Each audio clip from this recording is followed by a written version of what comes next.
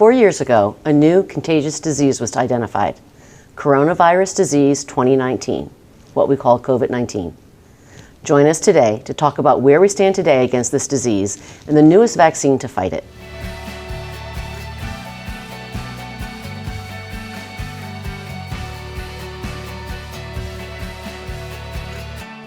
Hello and welcome to Aging Insights.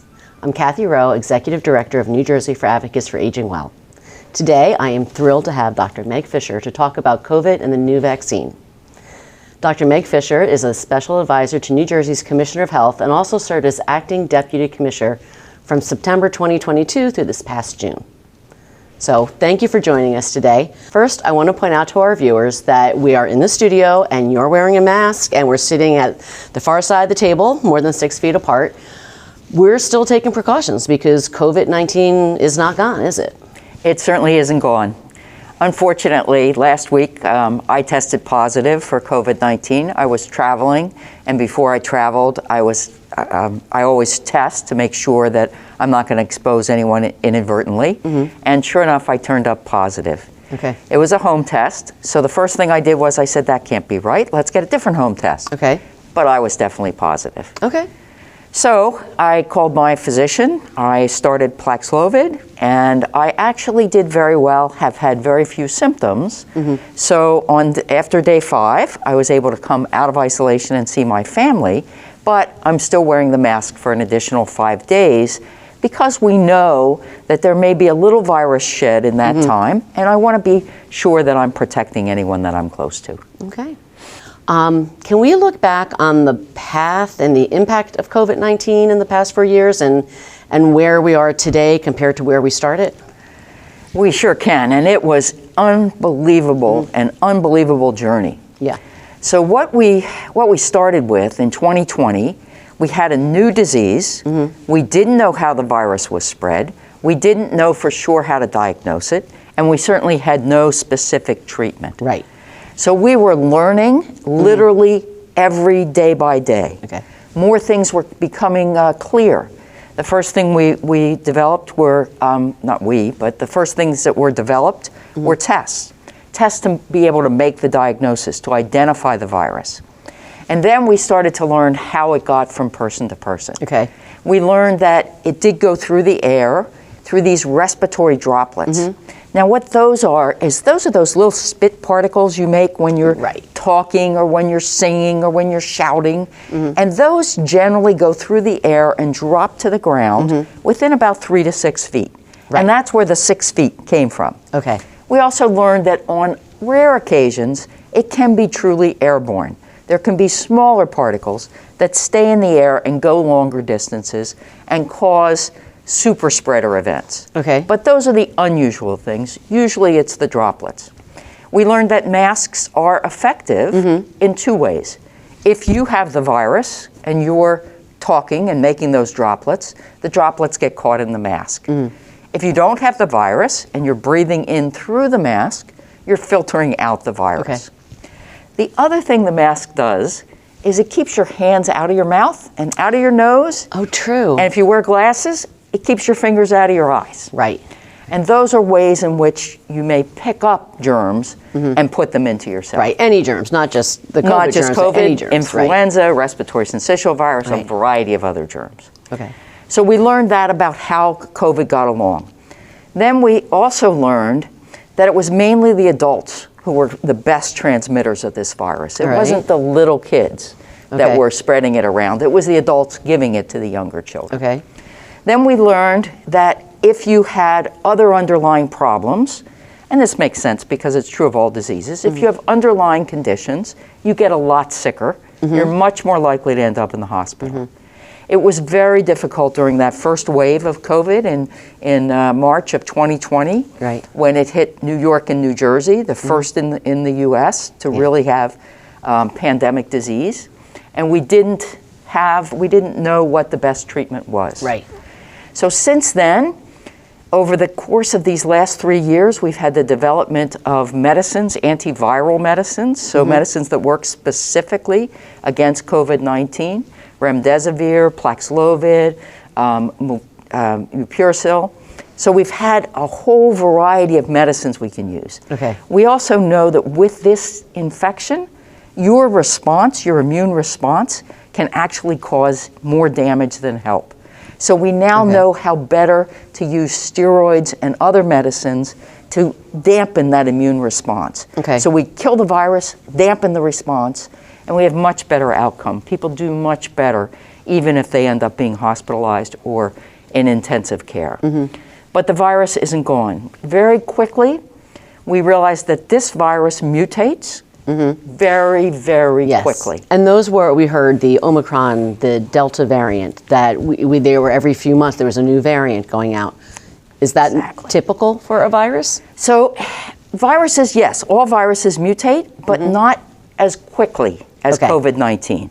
So normally it takes months to years. COVID-19 is literally sending out new variants, week by week. Okay. So that makes a difference because those new variants are likely to be a little more contagious. It's whatever gives the virus a little bit of an advantage. And often those new variants can escape our immune systems. Okay. So you thought everything was good, you're all set because maybe you had it at the beginning of the pandemic, but now it's a different virus that's in the air, and it still can make you sick. So what is it exactly about COVID-19 that makes it so virulent, and how is it different from other viruses? So the first thing is this was a novel virus. This virus had not been circulating, as far as we can tell, ever before. Okay. So no one in the entire world was immune. Okay. The other thing is sometimes infections that you have with one virus protect you from another. Right. Not in this case. This was completely separate. So the whole world was susceptible to this virus, which allowed it to spread very quickly. And you'll remember the first outbreak in China came at the Chinese New Year, when people were traveling. It's a custom that people go home to to wherever they grew up, and then they go back. So that was unfortunately the perfect storm for the virus to start in one location and go out broadly. Okay. And then every place it went, it continued to be spread throughout the world. Okay. The other thing about this virus is that the virus causes you harm, and your immune response to the virus causes you harm.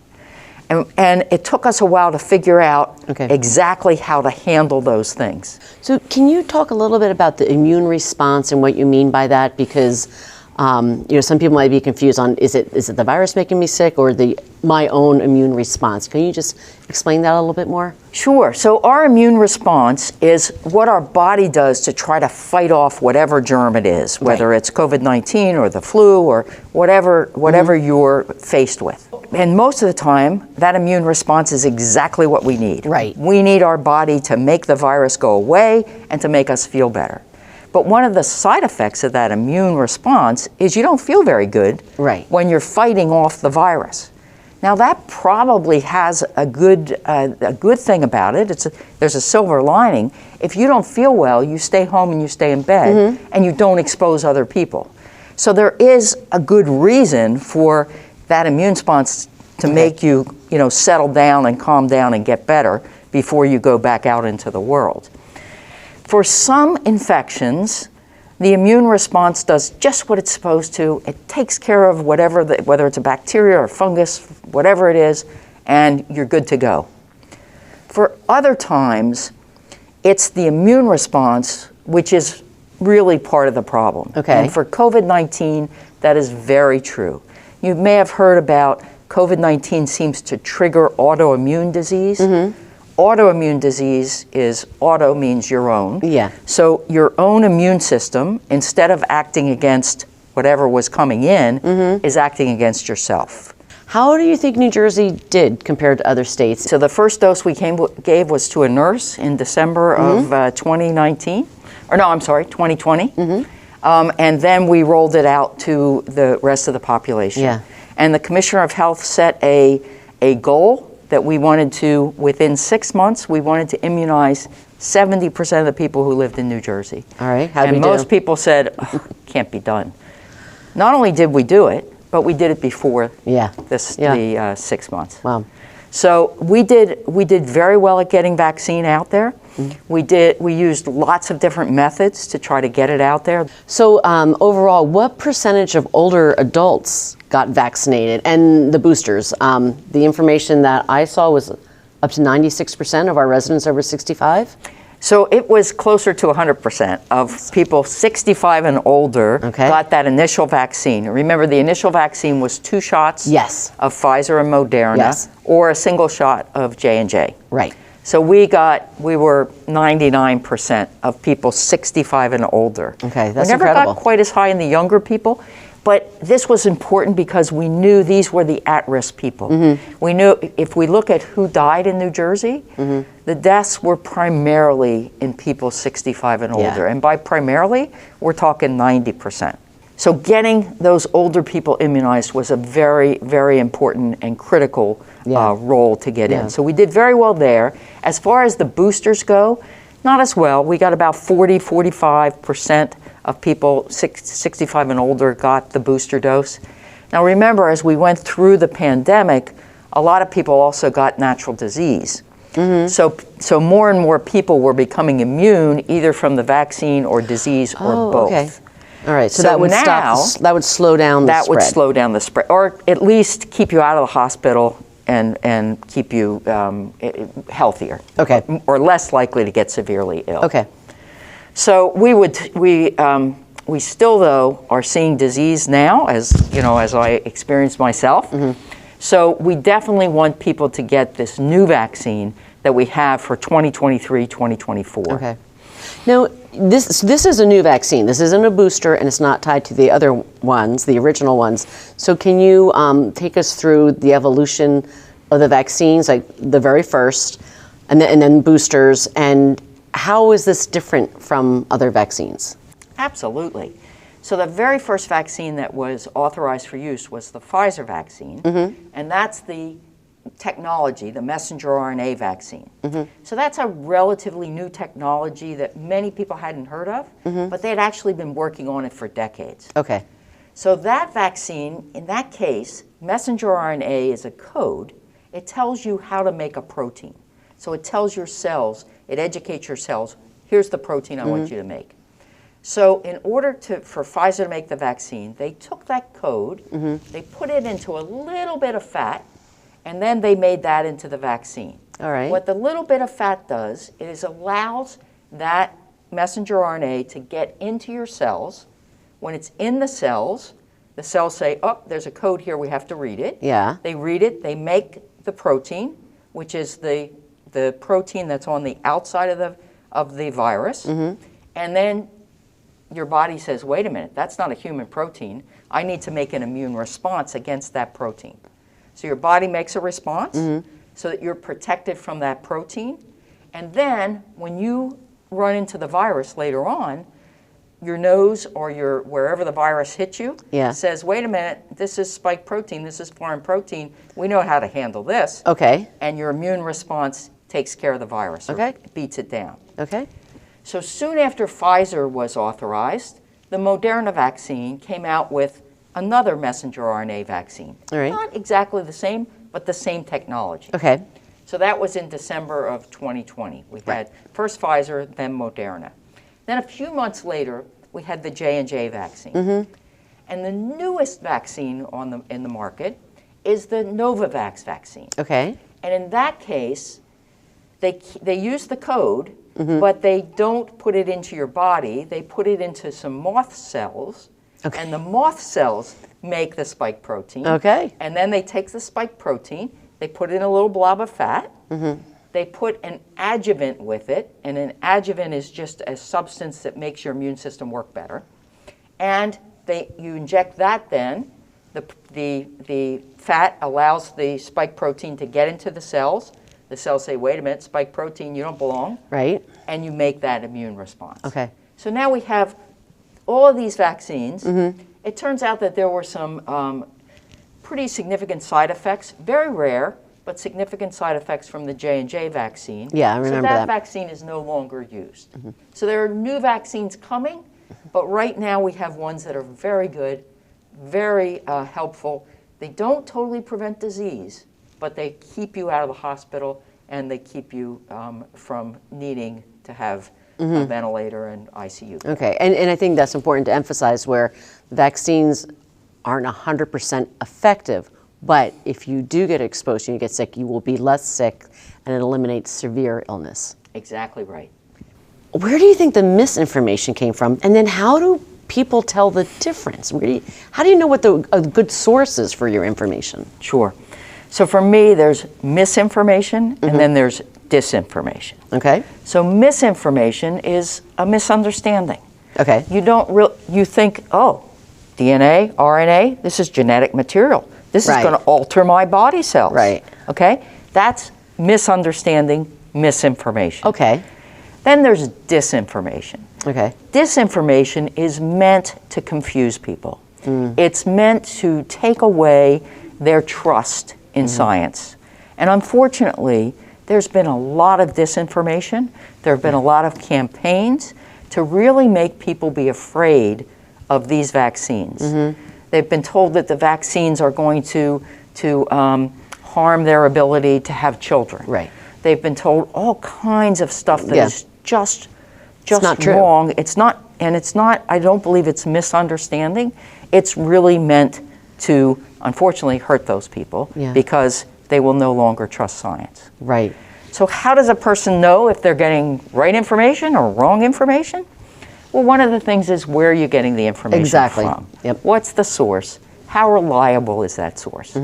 So for me, I believe in science. I do too. So I want it to be a scientific source. Right, right. So my go-to are the scientific literature, and then websites that have information that's updated quickly and that's changed, because we don't always get it right in science. You know, we certainly didn't always get it right with COVID.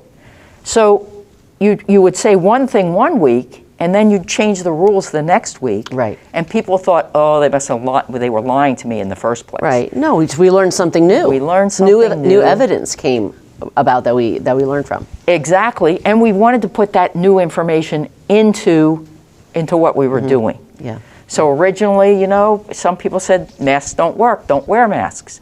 Then we realized, actually, masks work very well. They do what they're supposed to do. So they're important in protecting people against the virus. Yeah. So that's the spread of mis and disinformation.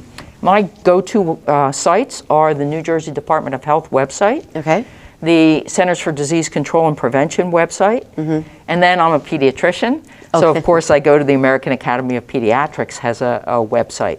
All of those websites are updated literally daily in some cases, or at least weekly. So the information doesn't get stale, it doesn't get old, and the information that's no longer the most accurate is removed.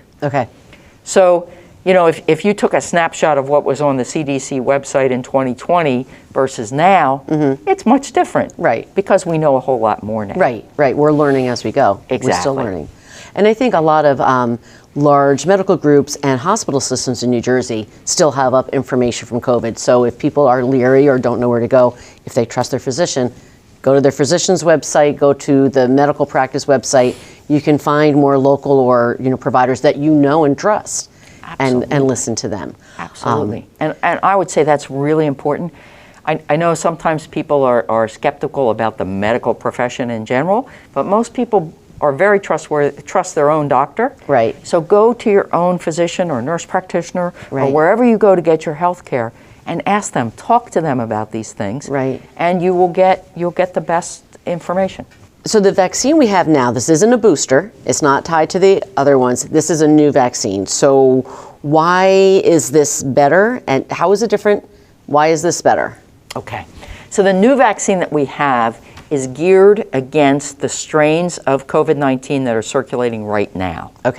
So we talked about the variants and the mutation, and different things are going to circulate at different times. So that very first strain of COVID-19 is no longer around. So we don't want that in our vaccine because we don't need it. So now we take the best guess of what we think is going to be circulating, just like we do with the flu. Pick the best guess and make a vaccine against that. And the really good news is the 2023-2024 COVID vaccine was developed to fight off the XBB variant. Okay. And it turns out that all the variants that are circulating right now, they aren't still XBB, but they're all in the same type. Okay. And we've shown that your response to the vaccine works against all of the current circulating strains. Okay. So if you have one or if you're exposed to multiple ones, it will work on all of them. Exactly. So is this going to be the final vaccine that we need for COVID? Or will this be like the flu shot where it changes a little bit every year? Do we know? Well, we know that COVID continues to mutate. So there are new variants all the time. So it is anticipated that we will need a new shot as new variants take over. Okay. Now, it's possible one of those new variants will no longer make you sick. In that case, we won't need a vaccine anymore. Right. But more likely, it'll be more like influenza, where we may need a different one every year. Okay. Or every couple years. So and what do we say to people that think because they had the vaccine or the booster, or maybe even they had COVID? So, I think there's maybe a little vaccine fatigue. They're like, I'm good, I've had these others. You're saying that this new vaccine covers the newer strains, so exactly, they can't rely on the old booster and the old vaccine to protect them this year. Right. Okay. So I say it's just like the flu. You need a new flu shot each year because the flu changes from year to year. Yeah. And also your response drops over time. So we know that if you were vaccinated 6 months ago, the protection from that vaccine is not so great after 4 or 5 months. So what we want to do is get vaccinated now to protect us through this winter surge. Okay. And I have no doubt that the reason I didn't get very sick when I got COVID-19 was because I had received the 2023-2024 vaccine. So it worked? It worked. So let's talk a little bit about other vaccines that are important for older adults. The ones that we've been hearing about recently, and I don't remember hearing this before as a risk to older adults, is RSV. That's something that I first heard on when I was taking my 6-month-old to the pediatrician. And now we're talking about it for older people and affecting them. Why is this a concern now for older adults? Sure. So RSV stands for respiratory syncytial virus. And it's named that because when the virus grows in cells, it makes the cells form a syncytium. They stick together. Okay. But RSV is a lot easier to say than respiratory syncytial virus. So what we know is RSV is most severe in younger children because they have very small airways. Okay. And what RSV does is it gets into your tiny airways and it causes swelling of the lining of those airways. Okay. So that you can get air in, but you can't get air out. Okay. So for people who have asthma, it like causes wheezing. Okay. And actually, one of the RSV is a major trigger of asthma. So for people with asthma, when they get RSV, they often have an exacerbation of their asthma. Okay. They get an asthma attack. For people who never had asthma, they still wheeze. So that is part of this virus. All right. Now, as you get bigger and your airways get bigger, it doesn't cause as much trouble. So it's major disease for children under 6 months of age, but then it's also a problem if you have underlying lung disease or underlying heart disease. Okay. And in that case, so older people who have underlying lung disease or people with asthma, RSV is going to be trouble for them. Okay. Also, if your immune system doesn't work so well. Right. So if you have an organ transplant, if you're on cancer medicine to get rid of your cancer, that also affects your immune system, and you may get very, very sick from RSV. And instead of it staying up in your nose and just causing a little common cold, it may get down into your lungs and cause pneumonia. Okay. And that could result in a hospitalization and a longer sickness or severe illness. Yes, exactly. And some of the other vaccines for older adults that we recommend are still the annual flu shots. We said it changes every year. Yep. Anything else that you want to mention that's important? Sure. So right now I would say go out and get that COVID 2023-2024 vaccine if you haven't yet. Right. Get your flu shot because we don't have much flu in New Jersey right now, but we anticipate by December, end of November, we should see our usual winter peak. And then if you're older, talk to your doctor about whether or not you should get the RSV vaccine. Or if you're pregnant, talk to your doctor about getting the RSV vaccine. Okay. For other vaccines for older adults, we definitely want to make sure that you're protected against pneumonia. So the pneumococcal vaccine, and there's a new one now, it's called PCV20. Okay. So if you're 65 and older, you should make sure, talk to your healthcare person, see if you need to get the pneumococcal vaccine if you haven't had it yet. Okay. And then shingles is a very, very bad disease. Right. We hear a lot more about that. Yes. Shingles is caused by the chickenpox virus. Right. And when you're a little kid and you got chickenpox, as many of us did, my age for sure. Yeah, we didn't have the vaccine then. Right. So we didn't get the vaccine till 95. So if you were born before 95, you probably got natural chickenpox. And what happens is the virus is on your skin and it goes to your nerve cells. Okay. And it just sits there and relaxes and, goes along as you age. And then suddenly, for unclear reasons, it gets reactivated. It wakes up. Okay. And then it comes back out to the skin and causes what we know of as zoster. Zoster begins with tingling and itching, and then the pain is what is debilitating about zoster. Right. So we don't want anyone to have to suffer with zoster. Right. So we can prevent that with the new zoster vaccine. Okay. So it's a 2-dose vaccine, and it's recommended for everybody 50 and older. Now, some people might have had the older zoster vaccine. Even if you had that older one, the newer one is more effective. So you should go ahead and get the new one. Okay. So zoster vaccine for everyone. Yeah. Hepatitis B vaccine is also important for people who have any kind of underlying disease, and also now it's being recommended for people 65 and older who want to protect themselves. Okay. Hepatitis A vaccine, if you're traveling, is one that you want to have. And then you should really talk to your doctor, go over all the vaccines that you had in your life, and see if there's anything you missed when you were younger.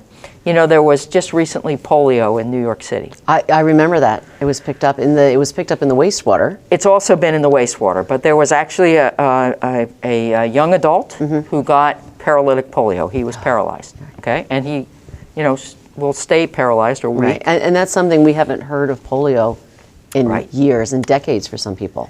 And we thought we could eliminate it from the world. We've never eliminated it from Pakistan or Afghanistan. And now we know it's in the wastewater, not only in New York City, but in London, in Israel, and in very many places through the world. So it's out there. So for people who somehow didn't get vaccinated when they were young, if you're now an adult and you haven't gotten polio vaccine, you should really check and make sure and go ahead and get the vaccine. Okay. Great. So I think I am vaccinated against everything except the RSV virus, and I have a doctor's appointment next week. I will ask her about it. Perfect. But how about you? Are you up to date on all your vaccines? I am. I am, in fact. And I did get my RSV vaccine. I spoke to my doctor and said, what do you think? It wasn't a very long discussion. I said, I think I should probably get this, right? And my doctor agreed, so I got the RSV vaccine. I've gotten my flu shot this year. I've gotten the updated COVID vaccine. And I had my zoster vaccine in the past. Older people do remember. They remember polio, they remember measles, they remember what it was like before we had vaccines. And I think that's why we had such a great positive reaction from our older New Jersey residents who were, first in line to get the COVID vaccine, and hopefully will get the new one, will stay up to date on their vaccines and immunization, and really get the benefits of that to live a longer, healthier life. I hope so. Well, I want to thank you for joining us today. It's been very informative, and we will put the links and information that you shared. We're going to put that on our website. So thank you for joining us today. To watch this and other episodes of Aging Insights, check your local listings or go to our website, njaaw.org. Aging Insights is also available on your favorite podcast app, and it's brought to you by our supporters, funders, and viewers like you. Visit our website for listings of services and information specifically for New Jersey's older adults.